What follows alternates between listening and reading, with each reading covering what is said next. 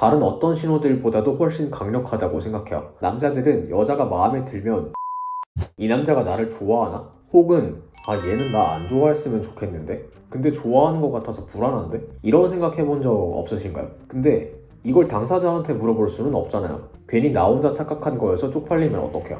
혹은 이 남자가 나한테만 지금 호감 신호를 날리는 건지 여기저기 저러고 다니는 건지 알 길이 없어요. 주위에서 이런 사례를 본 적이 있습니다. 남자가 여자한테 막 플러팅을 한 거죠. 근데 저는 같은 남자니까 저 남자는 뭔가 진심이 아닌 것 같은데?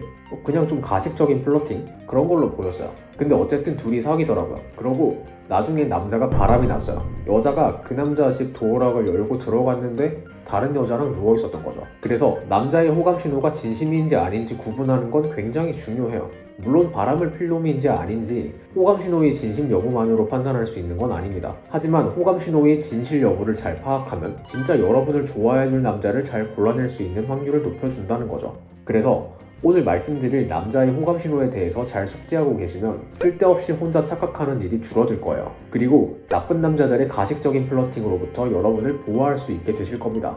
남자들의 확실한 호감 신호 첫 번째, 주위의 여자를 자랑한다. 이건 꽤 확률이 높은 호감 신호입니다. 다른 어떤 신호들보다도 훨씬 강력하다고 생각해요. 제 뇌피셜로만 말하면 신뢰가 안 가죠. 그래서 제가 제일 좋아하는 책인 욕망의 진화. 이 책 내용을 근거로 들어서 원리를 한번 설명해 볼게요. 아주 먼 옛날의 인류를 생각해 볼게요. 글자가 생기기도 전, 동굴에 살면서 사냥해서 먹고 살고 이 정도 옛날을 말하는 겁니다. 그때 인간의 생존 목적은 딱 하나밖에 없어요. 번식을 통해 유전자를 후대에 남기는 겁니다. 당시 여자들의 입장을 생각해 볼게요. 여자들은 굉장히 신중하게 남자를 골라야 했습니다. 한번 남자를 고르면 그 남자의 아이를 10개월이나 임신을 해야 하고 양육에도 평생을 투자해야 하죠. 그래서 야생 환경으로부터 나와 아이들을 잘 보호해줄 수 있는 남자를 골라야 했겠죠. 그래야 아이들이 살아남아서 내 유전자가 다음 세대까지 살아남을 테니까요. 남자들의 입장을 생각해볼게요. 신중한 여자들에게 선택받기 위해서는 더 잘난 남자가 되려고 노력을 할 수밖에 없었어요. 사냥 능력을 기르고 부족에서 영향력을 키우고 지위 상승을 추구하고 다른 남자들이 내 여자에게 껄떡대는 걸 잘 차단하고 이런 남자들이 번식에 성공했겠죠. 남자들의 이런 성향이 현대에도 그대로 나타납니다. 우리는 그들의 후손이기 때문이죠. 따라서 남자들은 여자가 마음에 들면 이 여자를 내 주위 사람들에게 자랑을 하고 싶어 해요. 내가 이 정도의 여자를 가진 사람이다 라는 걸 자랑함으로써 자신의 지위가 높아진 기분을 느끼죠. 동시에 다른 남자들이 껄떡대는 걸 차단하는 효과도 있어요. 이 여자는 지금 나랑 썸씽이 있으니까 건들지 마라 이런 메시지를 던지는 거죠. 주의할 점이 있습니다. 이게 호감 신호인 건 맞는데 그 호감 대상이 자주 바뀌는 사람들도 있어요. 혹은 나 여자 많다 라는 걸 자랑하고 싶어서 여자 지인은 일단 주위 사람들에게 다 자랑하는 개꿀불견 허세 주접을 이런 사람들도 있기는 해요. 이건 좀 다른 문제라고 할 수 있습니다. 이걸 구분하는 방법은 바로 다음에 말씀드릴 두 번째 신호랑 연계해서 생각해보면 좀 해결 가능해요. 그러니 일단 그 남자가 나와의 관계를 주위 사람들에게 자랑하듯이 말하는지를 살펴보세요. 그런 신호가 포착된다면 어느 정도 호감일 확률이 높습니다. 남자의 호감 신호 두 번째, 버퍼링이 걸린다. 이게 호감 신호인 걸 모르면 이 남자 어디 고장났나? 너무 찐따 같은데? 하고 오해를 해버릴 수도 있어요.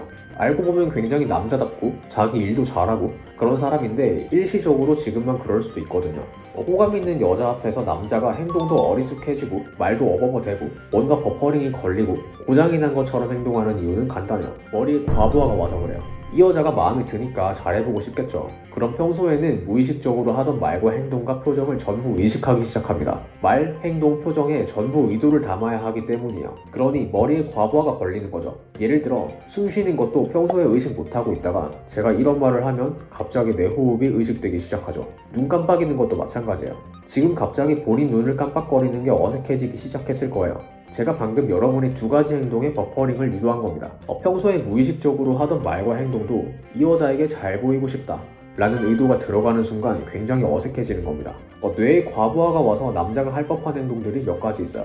그중 제일 흔한 게 시선을 피하는 겁니다. 안 그래도 머리에 렉이 걸려 있는데 눈까지 마주보면 뇌에서 동시에 처리해야 될 정보가 너무 많아져요. 그래서 나도 모르게 시선을 피하게 됩니다. 그래서 눈을 피하는 이런 신호를 남자의 호감 신호다 라고 설명을 많이들 하죠.